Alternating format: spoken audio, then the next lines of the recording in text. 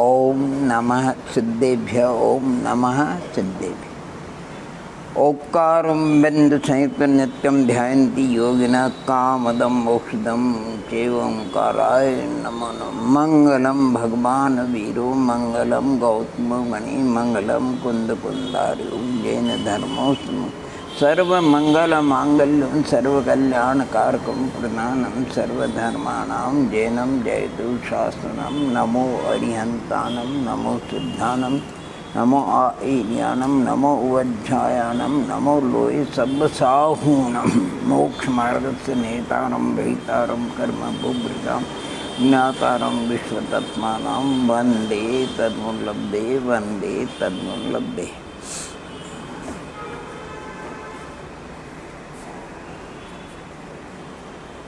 चार अनुयोग प्रथमान योग, करणान योग, चरणान योग और द्रव्यान। आज प्रथमान योग में, वैसे प्रथमान योग को भी अपन तीन प्रकार से विचार कर सकते हैं, संक्षेप और विस्तार से। किसी एक पुण्य पुरुष का मान सती वगैरह का वर्णन करना वो चरित्र कहलाता है। शलाका 63 शलाका पुरुषों का वर्णन हो तो उसको पुराण कहते हैं, और 169 महापुरुषों का वर्णन हो तो उसको महापुराण कहते हैं। आज अपन एक पुण्य पुरुष का चरित्र जो मोक्षगामी हुए हैं उनका चिंतन करेंगे, मनन करेंगे। 9 में नारायण श्री कृष्ण नारायण थे, उनके सुपुत्र का नाम प्रद्युमन था। वो 24 कामदेव में से कामदेव थे। थोड़ा सा उनका माता पिता आदि का परिचय अपन चिंतन करते हैं। कृष्ण नारायण थे और द्वारकाधीश थे। पटरानी उनकी मुख्य पटरानी का नाम सत्यभामा थी। वो विद्याधर की पुत्री थी, विद्या से संपन्न थी। योगानुयोग की बात है, नारद जी होते हैं वो सर्वत्र विहार करते रहते हैं, और वनवास में भी जाने में कोई उनको इतराज, कोई मना नहीं करता है। वो चले गए।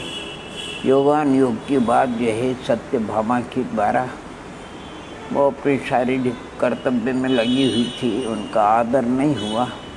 नारद जी बस सिर्फ विनय आदर चाहते हैं। अनादर के कारण उनकी आत्मा में संक्लेश हुआ और सोचा कि मैं इसको किसी न किसी प्रकार से इसको वित्रस्त करूँगा। और सोचा क्या करना, सोचा एक काम करना है कि सत्यभामा का जो कृष्ण महाराज का जो सत्यभामा के प्रति अनुराग है वो कैसे कम हो। तो सत्यभामा से भी अधिक कोई अगर शारीरिक सुंदरता और लक्षण वाली, उत्तम गुण वाली कोई ऐसी कन्या के साथ में माने कृष्ण नारायण का विवाह हो जाए। तो देखो नारद जी इस कार्य के लिए यत्र तत्र यानी 2.5 द्वीप में सर्वत्र उन्होंने परिभ्रमण किया। हर एक राजाओं के राज दरबार में जाना, अंतपुर में जाना, कहीं पर भी सत्यभामा की बराबरी करने वाली कोई ऐसी राजपुत्री दिखाई नहीं। योगानुयोग कुंडलपुर पूछते हैं। भीष्म राज के यहाँ पहुँचते हैं। सभी लोग नारद को जानते तो वो आदर देते हैं, उनका सत्कार करते हैं। नारद जी विनय से बैठे और योगानुयोग की बात, वहाँ पर जो है उनका पुत्र था रुक्मया। उसको देख करके नारद जी ने अनुमान लगा अगर इसकी भगिनी हो तो मेरा काम बन जाएगा।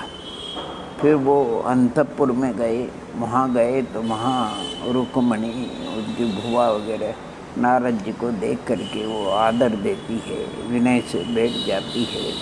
रुक्मणी से भी कहती है ये नारद ऋषि है, माने वो अलग ही ढंग का उनका जीवन होता है नारद जी का, यानी तापस तापसी से उनका जन्म होता है। वो ब्रह्मचर्य में भी बहुत मजबूत होते हैं, कला प्रिय भी होते हैं। न वो श्रावक में न मुनि में, अर्थात क्षुल्लक, उनका वेश अलग ही ढंग का होता है। ये हुंडा सर्पणी काल में नारद रुद्र होते हैं, भरत क्षेत्र के चतुर्थ काल में। नारद जी को माने भुवा ने कहा, रुक्मिणी जो विनय किया तो आशीर्वाद तुम द्वारकाधीश की रानी बनो, पटरानी बनो। नारद जी आशीर्वाद दे करके चले गए। रुक्मिणी अपनी भुवा से कहती है, भुवा जी भाई ने तो मुझे शिशुपाल के साथ में विवाह करने का निश्चय कर दिया है। और नारद जी अलग ढंग से आशीर्वाद दे करके गए। तो भुवा कहती, बेटी चिंता मत करो, नारद ऋषि का आशीर्वाद कभी खाली जाता नहीं। और योगान योग की बात है, रुक्मिणी के साथ में आने चित्र बना करके नारद जी ने कृष्ण महाराज को बता दिया। कृष्ण महाराज का तो अनुराग था ही। और वो कुंदनपुर भी पहुंच जाते हैं। और जो लंबी कथा है उसको अपन गौण करके रुक्मिणी के साथ उनका विवाह हो जाता है। वो द्वारिकापुरी पहुंच जाते हैं। अब रुक्मिणी के प्रति लगाव हो गया, सत्यभामा की उपेक्षा होने लगी। सत्यभामा त्रस्त दुखी, नारद जी को यही तो चाहिए था और क्या चाहिए था। लेकिन समय एक सा नहीं रहता है। सत्यभामा भी कुछ न कुछ सोचती रहती थी कि मैं कैसे कृष्ण महाराज और रुक्मिणी को ये। उन्होंने एक बार सत्यभामा ने रात दरबार में सभी थे सरासद उस समय कहा कि देख, मेरी एक प्रार्थना है, जो भी हो, मेरे भी संतान होगी, पुत्र होगा, रुक्मिणी के भी होगा। अगर मेरे संतान पहले हुआ तो उसकी विवाह के समय रुक्मिणी के बाल को, मस्तक के बाल को उतार करके उसके पैरों के नीचे रखा जाएगा। और अगर रुक्मिणी को हुआ और बड़ा हुआ तो फिर मेरे बाल के सिर उतार कर, ऐसा उसने रात दरबार में सबसे वचन ले लिया। समय बीता, दोनों के पुत्र रत्न उत्पन्न हुए। और योगान योग एक साथ में दोनों के जो सेवा करने वाले थे वो कृष्ण महाराज को आने संदेशा देने के लिए गए। सत्यभामा के जो भी उनको जैसा विवेक था वो मस्तक की ओर खड़े हो गए। और रुक्मिणी की ओर से जो गए सेवा वो पैरों की। उस समय कृष्ण महाराज विश्राम कर रहे थे और जैसे जागृत हुए तो रुक्मिणी को बोले कि रुक्मिणी के महलों में आपको पुत्र रत्न का लाभ हुआ। और वो मस्तक की ओर खड़े हुए। तो फिर उन्होंने बोला, महारानी सत्यभामा की, आप पुत्र रत्न का आपको लाभ हुआ। अब देखो बड़ा कौन हो गया, प्रद्युम्न, क्योंकि पहले उसका संदेशा कृष्ण महाराज को मिला और वो छोटा। देखो सोचा कुछ हुआ कुछ। अब इससे सत्यभामा और दुखी हो गई कि अरे ये तो कालांतर में जा करके मेरा बड़ा अभिनय होगा। लेकिन कुछ असाता के उदय से, पाप के उदय से ही पूर्व कर्मानुसार 6 दिन का था। प्रद्युम्न और पूर्वभ का वेरी उसको हर करके ले जाता है और एक बहुत दुर्गम स्थान पर आने बड़ी शिला के नीचे उसको दबा देता है। लेकिन ये मोक्षगामी पुण्य पुत्र थे, चला गया वो तो।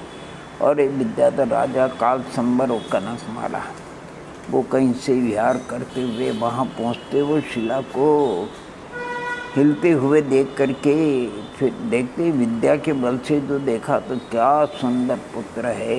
उस रानी को, और भी अनेक रानी थी, पुत्र थे, लिए उसको कोई पुत्र नहीं था। उन्होंने उसको उठा लिया। वो पुण्यात्मा जीव था, रानी को दिया और पुत्र सब भी मनाया गया। जब वयस्क हो गया प्रद्युम्न कुमार वो होनहार की बात है। पूर्व के संस्कार के कारण रानी को कुछ उसके प्रति मोह हो जाता है, वो उसको विद्या प्रदान कर देती है। प्रद्युम्न बहुत ही माने पवित्र भाव के साथ माता पालक माता तो थी ही, विद्या के देने से और भी गुरु होगी, और उसको नमस्कार करके निकल आए। उसकी भावना पूर्ण नहीं हुई, उसने फिर राजा से कुछ जो भी हो त्रिया चरित्र राजा के और भी पुत्र थे, उनको राजा ने आज्ञा दी कि अपने यहाँ बहुत से ऐसे स्थान हैं जहाँ पर जाने से कोई जीवित बचता नहीं है, इसलिए वहाँ जाकर कैसे भी ले जा करके प्रद्युम्न को समाप्त कर दो।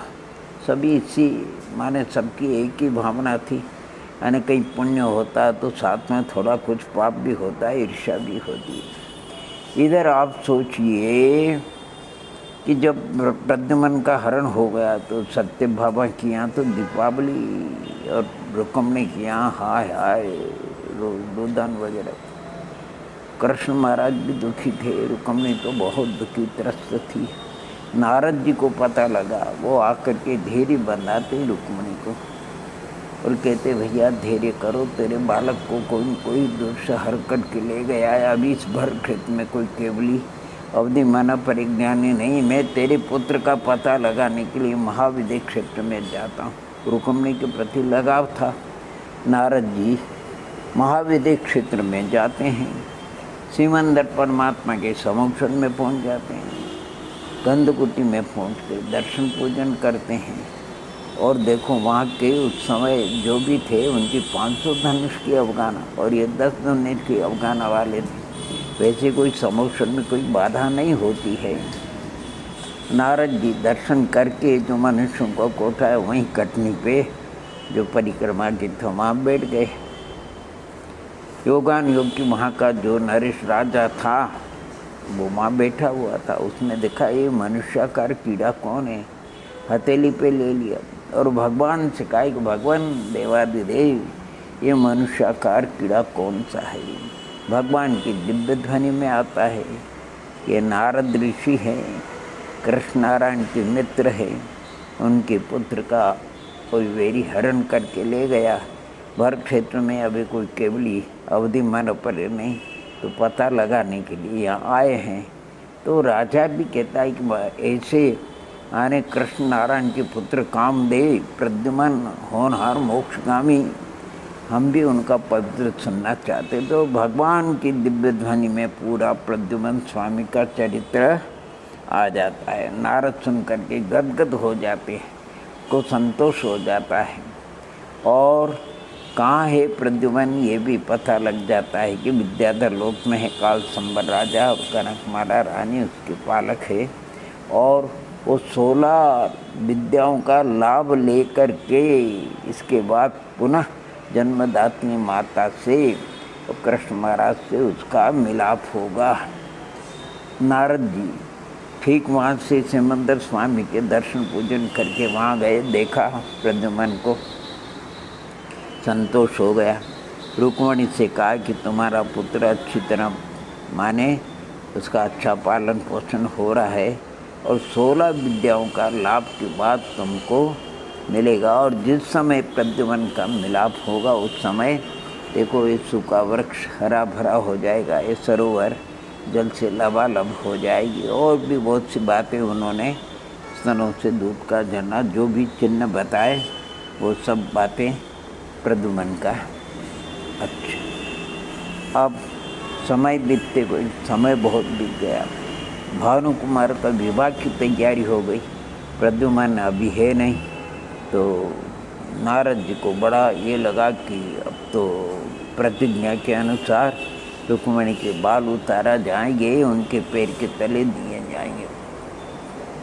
इसलिए नारद जी प्रद्युम्न के पास जाते हैं वही काल विद्याधर लोक में, और प्रद्युम्न को समझाते कि देखो ये तुम्हारे पालक है, तुम्हारे जन्मदाता तो द्वारिकापुरी में है, कृष्ण महाराज तुम्हारे पिता है, रुक्मिणी तुम्हारी जन्मदात्री माता है, और ऐसा ऐसा प्रसंग है, अगर तुम नहीं पहुंचोगे तो तुम्हारे माता का बड़ा अभिनय होगा। वैसे माता तुम्हारे वियोग में त्रस्त तो थी, लेकिन मैंने उसको समाचार सुनाया तो संतोष धारण किया है। तुम्हारी आश में वो जी रही है, इसलिए तुम्हें वहाँ चलना है कुछ समय के लिए। तो प्रद्युमन जी नारद जी कहते हैं कि वो द्वारिकापुरी कितनी दूर है? कि भाई वो तो ये तो विद्याधर लोग के वहाँ दूर है, तो कैसे चलेंगे? नारद जी बोले कि भैया मेरे पास थोड़ी सी विद्या है, मैं एक विमान बनाता हूँ। उन्होंने विमान बनाया सुंदर, तो कहा इस विमान के द्वारा अपन चलें।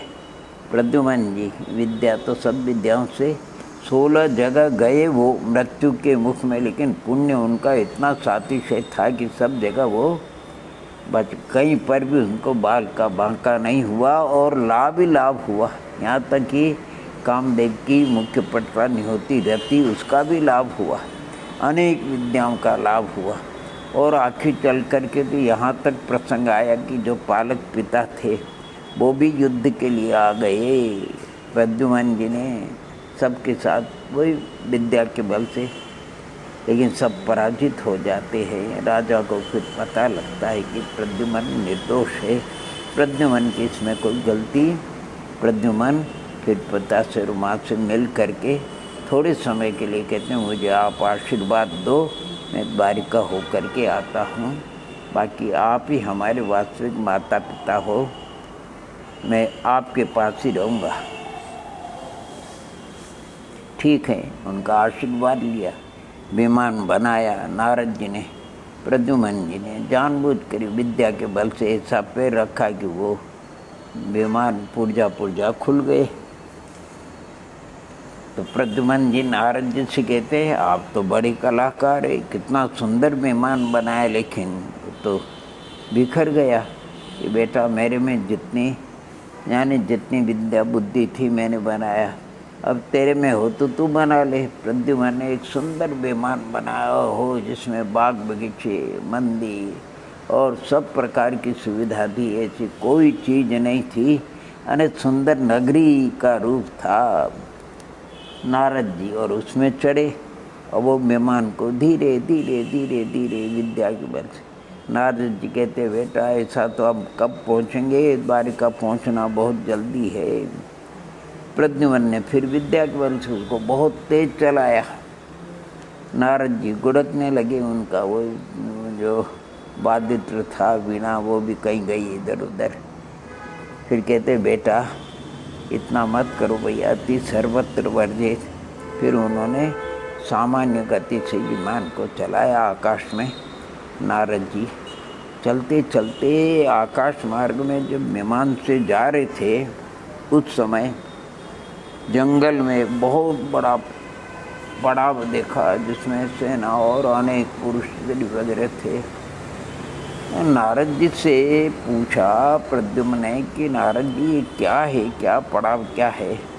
बोले कि यही तो है दुर्योधन की पुत्री, इसके साथ में तुम्हारा विवाह होने वाला था, तुम्हारे हरण हो जाने से अब तुम्हारा सत्यभामा का पुत्र तुम्हारा भाई उसके साथ विवाह होने जा रहा है, ये द्वारिकापुरी जा रहे हैं, इसलिए अच्छा ये बात है।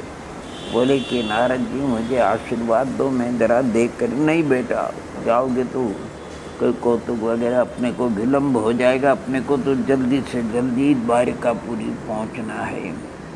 कि अच्छी बात है, लेकिन थोड़े समय के लिए आज्ञा तो दे दो। आशीर्वाद लिया, नीचे गया और जहाँ वो जा रही थी सारा लाव लश्कर और फाटक लगा करके खड़े हो गए। विद्रूप ऐसा भयंकर रूप बनाया, डरावना, देख कर के लोग चकित हो जाए, अब किसी को भी जाने नहीं दे। सभी लोग कहते भैया हम जा रहे हैं द्वारिकापुरी, ये दुर्योधन है। दुर्योधन की सेना तो कुछ दिखे नहीं और सब लोग ऐसे हो गए। और उस विद्रोही जो दुर्योधन की पुत्री थी उसको उठाया और आकाश में ले चला, विमान में जा कर के बिठा दिया।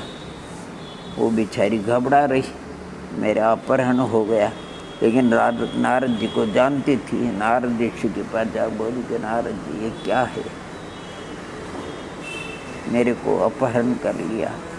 मेरे को विवाह के लिए द्वारिकापुरी ले जा रहे थे। बोले कि बेटी, जिसके साथ में तुम्हारा विवाह होने वाला था वो तो यही है, यही प्रद्युमन है, इसका हरण हो गया था, ये अब द्वारिका जा रहा है, यही प्रद्युमन है। उसका रूप रंग देख करके तो घबरा जाते हैं। जो भी है, फिर नारद जी प्रद्युमन से कहते, बेटा अति सर्वत्र वर्जे, ज़्यादा नहीं करना, तुम अपने असली रूप में आओ। उसने असली रूप, वो तो कामदेव थे और वो विद्रवी बहुत देख करके संतुष्ट होती है। खैर ये घटना यहाँ होती, विमान आगे चलता है, द्वारिका नगरी पास में आ जाती। एक मैदान देखा, उसमें कुछ युवक घोड़ों की कला यानी घुड़सवारी कर रहे थे।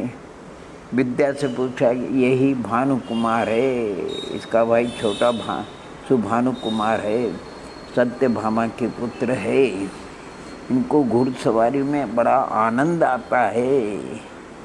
प्रद्युमन थे, नारद जी का आशीर्वाद लेकर के पहुंच जाते हैं और सुंदर घोड़ा जिनके साथ, उम्र इनकी वृद्धि की, जा कर के वही भानु कुमार से, मैं बहुत दूर से अफगानिस्तान से, काबुल से आया हूँ, मेरा सुंदर घोड़ा है, चाल ढाल बहुत बढ़िया है, और सुना है आप घुड़सवारी के यानी बहुत शौकीन है, आप इसको खरीद दीजिए, बहुत सुंदर है, और इसकी चाल ढाल देखना है तो आपको देख लीजिए।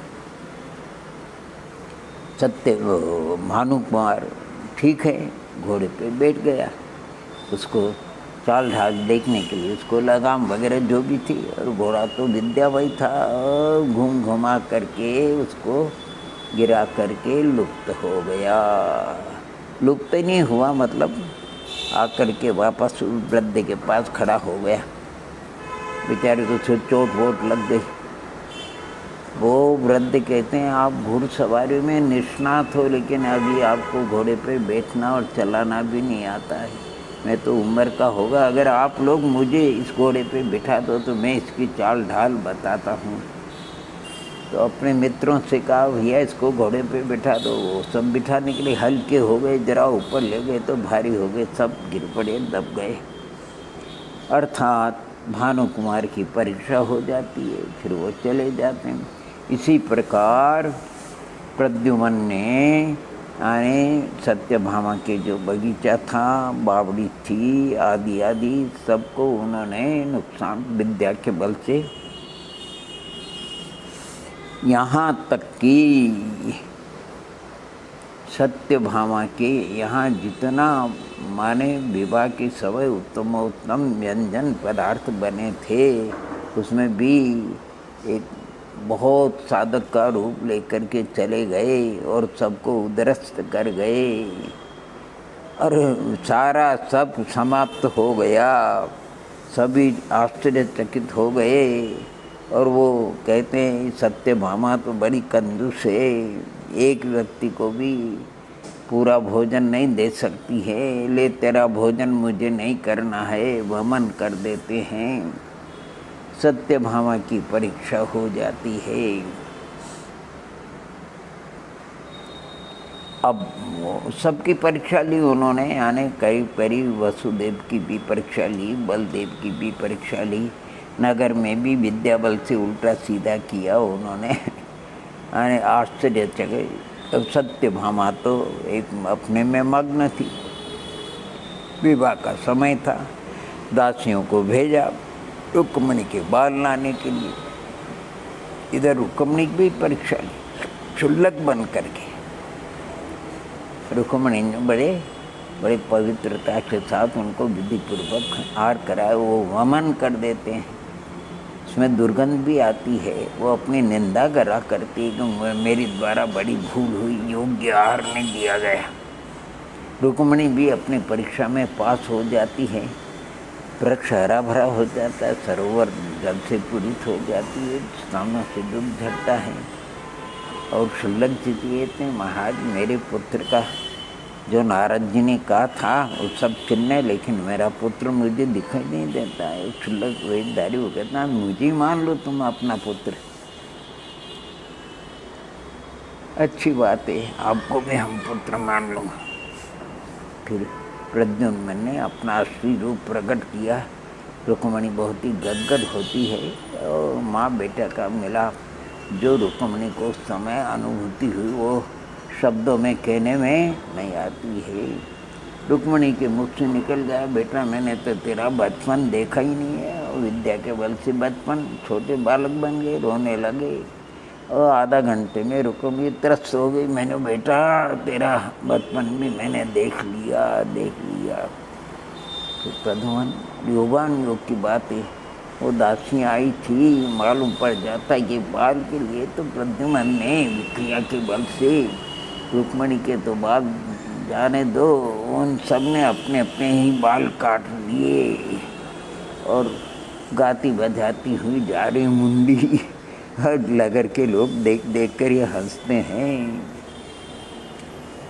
जब वो सत्यभामा के पास पहुंची, सत्यभामा ने कहा ये क्या है? उनको होश ही नहीं है, देखो तुमने क्या अपने बाल काट कर। उनको होश में आया।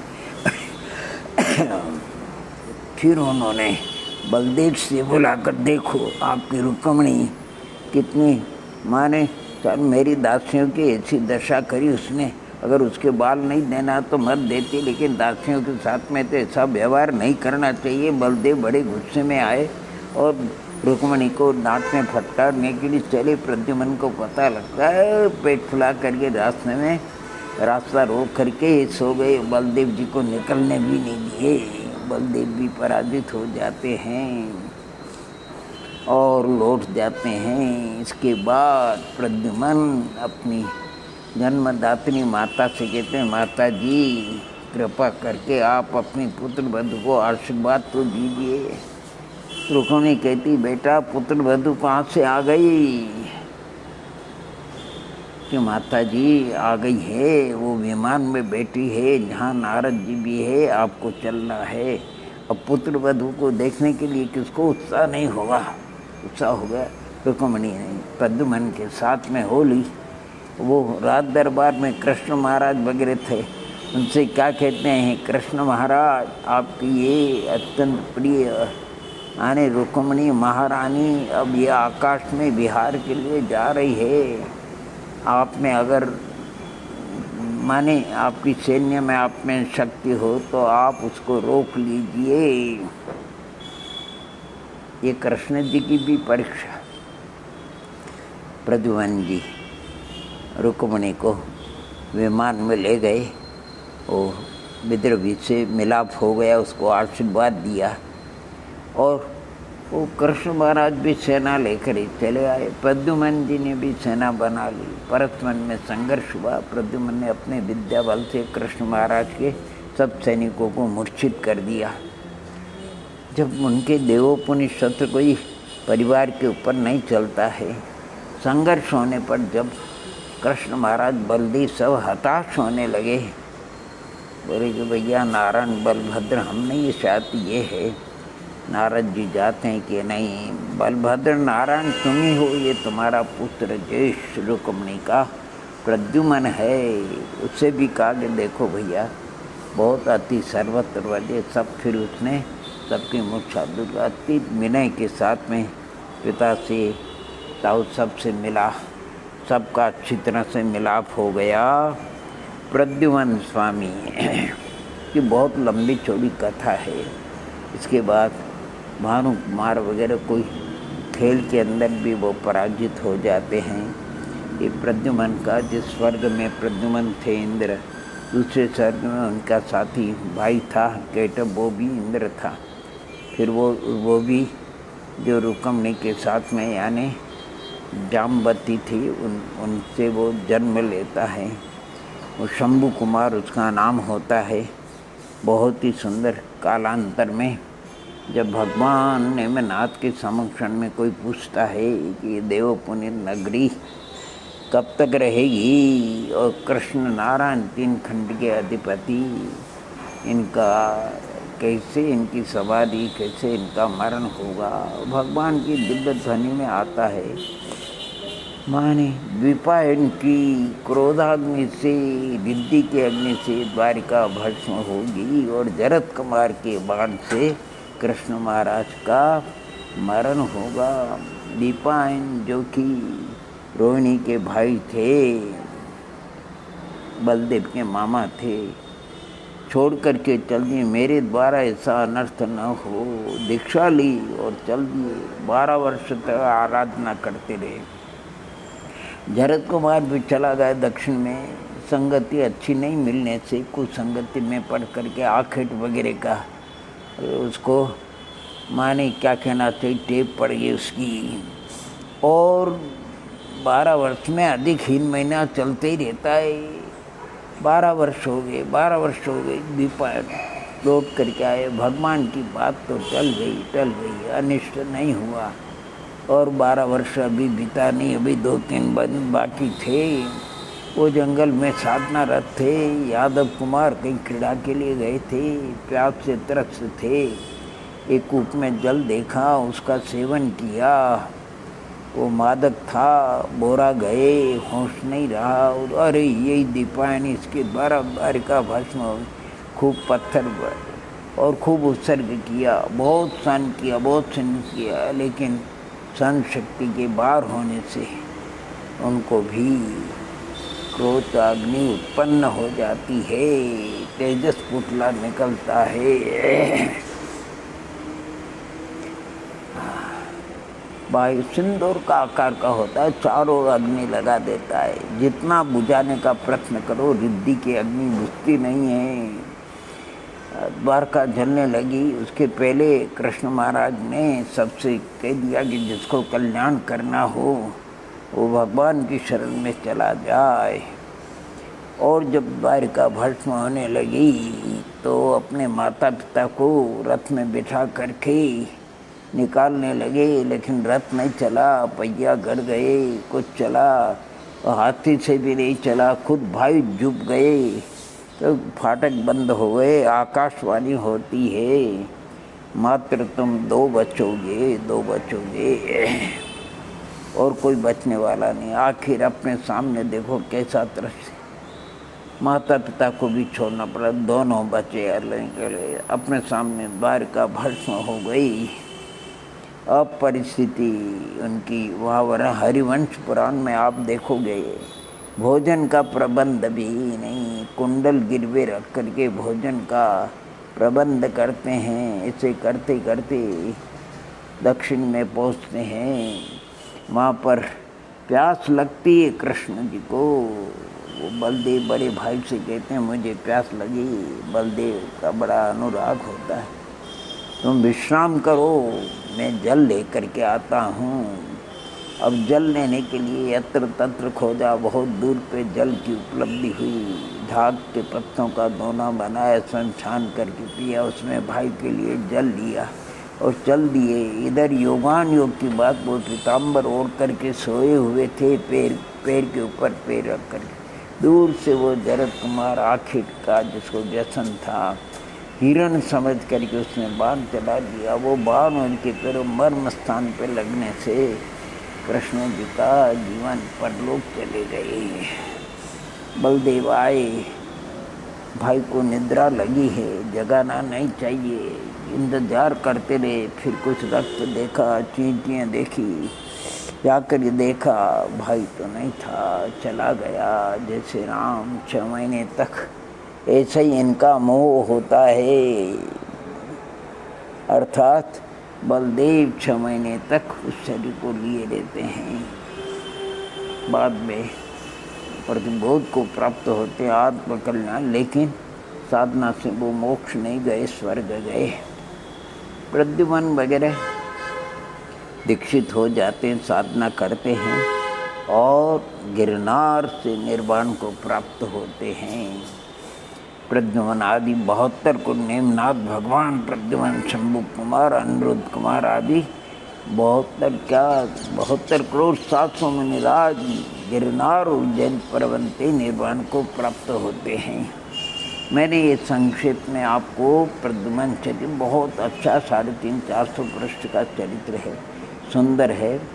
इस चरित्र का सबसे पहले जो उदयपुर दिगंबर जैन पार्श्वनाथ दिगंबर जैन महाविद्यालय उदयपुर धान मंडी, वहाँ हम छात्रावास में रहते थे, अध्ययन करते थे, लौकिक भी पढ़ते थे, धर्म में भी पढ़ते थे। हमारे साथी मित्र थे, वो उपन्यास पढ़ा करते थे। हमारा मन नहीं लगता था। लाइब्रेरी में हमको प्रद्युम्न चरित्र मिला। किसी ने प्रेरणा भी कही कि बहुत सुंदर है, बड़े शास्त्राकार था, बड़ी टाइप में था। हमने उसको वहाँ पढ़ना प्रारंभ किया, अच्छा लगा। हमने थोड़े ही 24 घंटे के भीतर उसको पूरा पढ़ लिया और प्रद्युम्न चरित्र पढ़ करके मन में प्रद्युम्न चरित्र हम भी ऐसे विद्या हमारे पास हो तो हम भी इस प्रकार के कौतुक करें। लेकिन जब पढ़ा प्रद्युम्न का भूत का चरित्र, यानी क्या 7 भवों का वर्णन उनका, सियार की परिया में थे और अविरल वर्षा धारा से कृषक नाड़ी वगैरह छोड़कर घर चला जाता है। ये तरस भूख से तरस सड़ी हुई नाड़ी को खा लेते हैं, पेट में अफारा हो जाता है, मंदकषाय मरते हैं, विप्र के पुत्र हो जाते हैं। थोड़ा ज्ञान का क्षोभ था, अहंकार था, बड़ा संग आया था, नगरी के उद्यान में ठहरा था। दोनों विचार करते हैं उनको शास्त्रार्थ में जीतेंगे और उनको यहाँ से रवाना करेंगे। पिताजी ने समझाया, नहीं माना। चले वो शास्त्रार्थ के लिए। रास्ते में जो मुनिराज थे उन्होंने आचार्य की आज्ञा को नहीं सुना था। कहा कि भाई राजा यहाँ कोई भी आए दर्शन के, जो भी जैसा। तो ये इन्होंने बोला, राजन देखो ये बेल पेट भर करके आ रहा है। थोड़ा विलम्ब हो जाता उनको। वहाँ के मुनिराजों ने ये बात सुनी तो उनको अपने को बुरा नहीं लगा, लेकिन लोगों के मन में ये होता है इस निर्गंत मुद्रा के प्रति अनादर उपेक्षा का भाव। इसलिए उतना ही कहा कि राजन ये आपके क्या कहते हैं, ये कहते हैं कि ये बैल पेट भर करके आ रहा है। हम इतना पूछना चाहते हैं राजन, ये गाय को क्या मानते हैं, माता मानते हैं, और बैल उसका पति होता है, तो हम इसके पिता के समान हुए। थोड़े समय निरुत्तर हो जाते, त्रस्त होते, दुखी होते, मन मार करके रह जाते हैं, चले जाते हैं। और रात को विचार करते हैं कि इनको समाप्त करना है। ये जाकर गुरुदेव से कहते हैं, गुरुदेव इस प्रकार जो है, उसका थोड़ा कथानक तो लंबा है।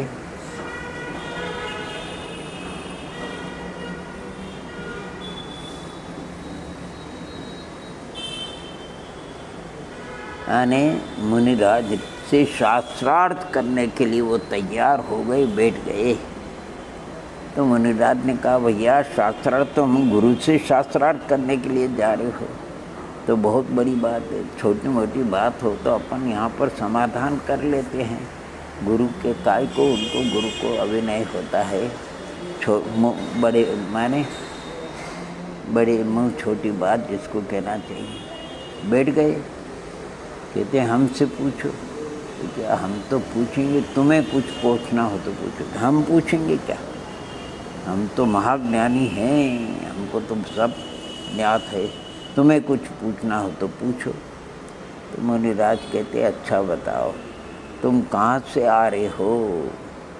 अरे ये कोई बात पूछने की है, कोई तत्व की बात पूछो।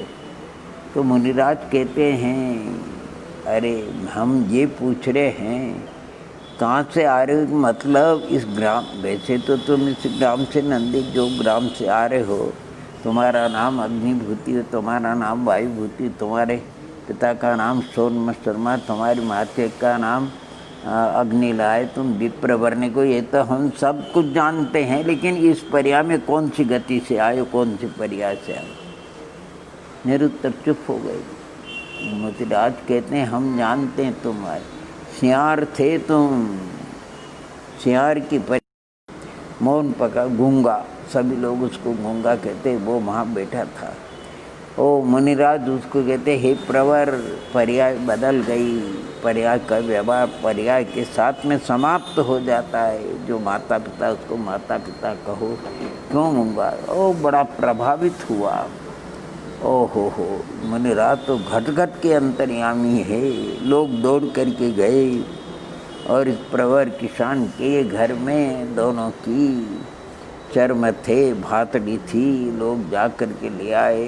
बड़ा उनको देखा दुखी रात को मारने के लिए फिर देवातिश वगैरह होता है। कहने का तात्पर्य कि वो माने क्या कहना चाहिए, वो अग्निभूति और वायुभूति कालांतर में जा कर के मधु केटफ होते हैं, घोर तपस्या करते हैं। 16वें सर्ग में इंद्र होते हैं, 15वें सर्ग में इंद्र होते हैं, फिर कृष्ण नारायण के पुत्र होकर के और गिरनार से निर्वाण को प्राप्त हो जाते हैं। बड़ा सुंदर चरित्र हो, सभी भव्यात्मा को पढ़ना चाहिए। और एक बात जरूर है, उनकी महिमा तो अपने को आती है, बाहर की आती ज़्यादातर, अंदर की कम आती। लेकिन उन्होंने पूर्व में ऐसी कौन सी साधना करी जिससे इस प्रकार की उनको महिमा प्राप्त हुई? ऐसा ही राम के विषय में सकल भूषण स्वामी की गंधकुटी में प्रश्न करते हैं विभीषण वगैरह, गुरुदेव ये तो बताओ कि राम इतने महिमावंत, उन्होंने पूर्व में ऐसा क्या किया? रावण श्री का 3 खंड का अधिपति, सर्वशक्तिमान, एक भूमि को चली लक्ष्मण के द्वारा कैसे वो मारा गया, और रावण श्री का बुद्धिमान, शास्त्र का पाठी, ये जगन्य जिसके कई हजार रानियाँ थी, सीता हरण श्री का, यानी ऐसा कार्य क्यों कर लिया? ये प्रश्न होता है। फिर दिव्य ध्वनि में उसका समाधान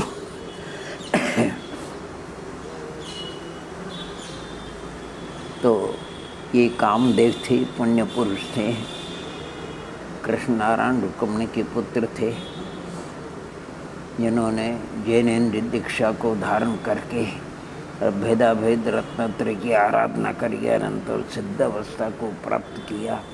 हम भी उनके समान, कम से कम उन्होंने, वो तो महापुण्यात्मा जीव थे, हम भी कुछ इस मोक्ष मार्ग में श्रद्धा और ज्ञान पूर्वक आचरण में हम आगे बढ़े। क्योंकि जीवन जब तक तद्रूप परिणमित नहीं होगा तब तक वो आनंद की प्राप्ति, हम लड्डू का जाप करें, एक जाप करे, 1000 जाप करे तो भी मीठा मुख नहीं होने का, लेकिन जाप न करे और लड्डू का अंश भी जबान को रखें तो स्वाद आएगा। तो हमें जीवन में उतारना, मात्र चर्चा तक सीमित नहीं रखना। ये सब चरित्र हमको प्रेरणा देते हैं कि तुम भी इस प्रकार का सम्यक पुरुषार्थ करो और परंपरा से निर्वाण को प्राप्त करो। महान प्रद्युमन कामदेव मोक्षगामी, जो उनकी पवित्र आत्मा सिद्धालय में विराजमान है, उनको हमारा बारंबार, उनके साथ में सभी सिद्ध भगवंतों को लोकागुण में विराजमान हो, भविष्य में जितने सिद्ध होंगे उनको भी हमारा बारंबार नमस्कार हो, नमस्कार हो।